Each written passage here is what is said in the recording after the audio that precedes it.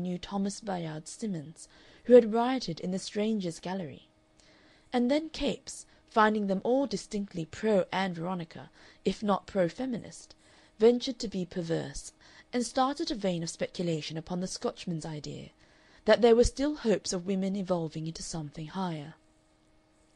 He was unusually absurd and ready, and all the time it seemed to Ann Veronica as a delightful possibility, as a thing not indeed to be entertained seriously, but to be half furtively felt, that he was being so agreeable because she had come back again.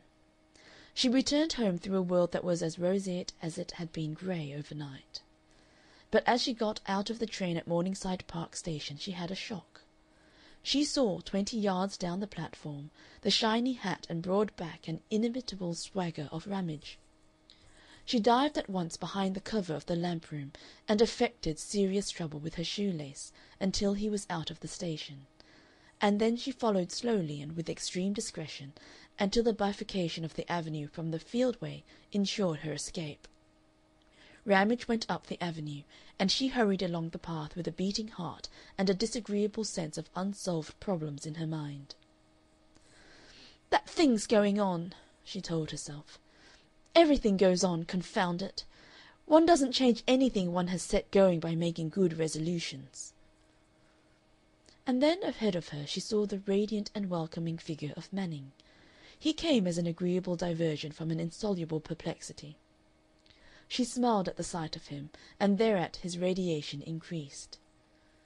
"I missed the hour of your release," he said, "but I was at the Vindicator restaurant. You did not see me, I know. I was among the common herd in the place below. But I took good care to see you."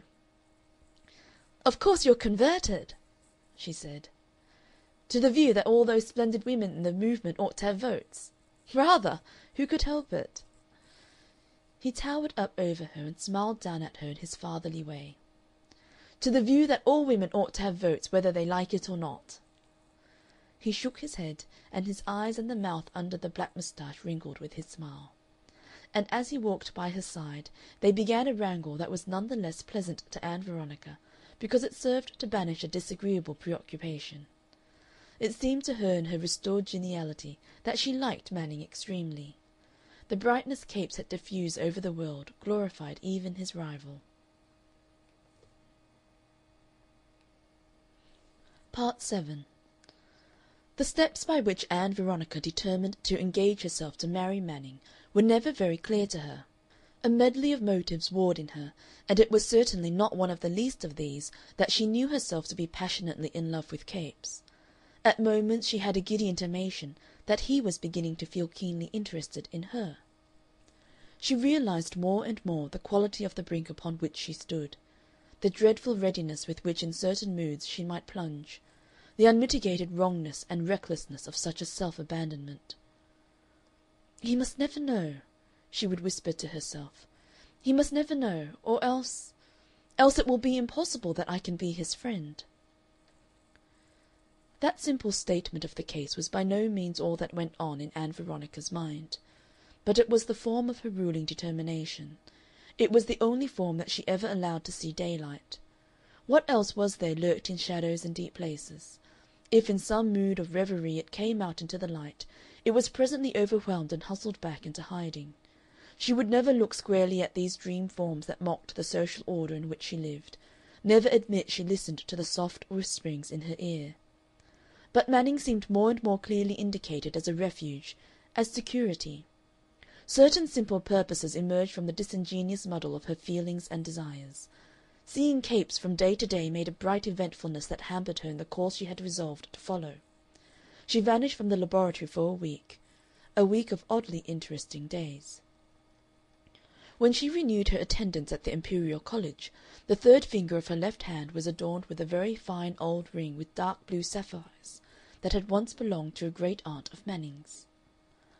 That ring manifestly occupied her thoughts a great deal.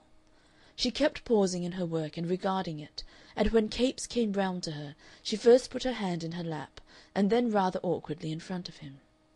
But men are often blind to rings. He seemed to be. In the afternoon she had considered certain doubts very carefully and decided on a more emphatic course of action. "Are these ordinary sapphires?" she said. He bent to her hand, and she slipped off the ring and gave it to him to examine. "Very good," he said. "Rather darker than most of them, but I'm generously ignorant of gems. Is it an old ring?" he asked, returning it. "I believe it is. It's an engagement ring." She slipped it on her finger, and added in a voice she tried to make matter of fact, "It was given to me last week." "Oh," he said, in a colorless tone and with his eyes on her face. "Yes, last week." She glanced at him, and it was suddenly apparent for one instant of illumination that this ring upon her finger was the crowning blunder of her life. It was apparent, and then it faded into the quality of an inevitable necessity. "Odd," he remarked, rather surprisingly, after a little interval. There was a brief pause, a crowded pause, between them. She sat very still, and his eyes rested on that ornament for a moment, and then travelled slowly to her wrist and the soft lines of her forearm. "I suppose I ought to congratulate you," he said. Their eyes met, and his expressed perplexity and curiosity. "The fact is, I don't know why. This takes me by surprise. Somehow I haven't connected the idea with you. You seemed complete without that." "Did I?" she said.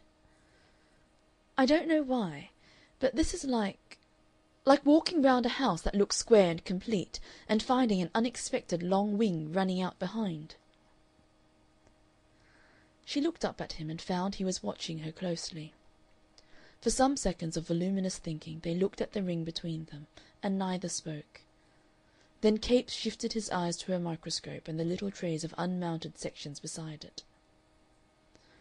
"How's that carmine working?" he asked, with a forced interest.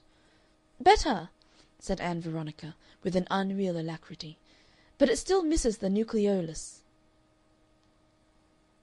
End of chapter 12.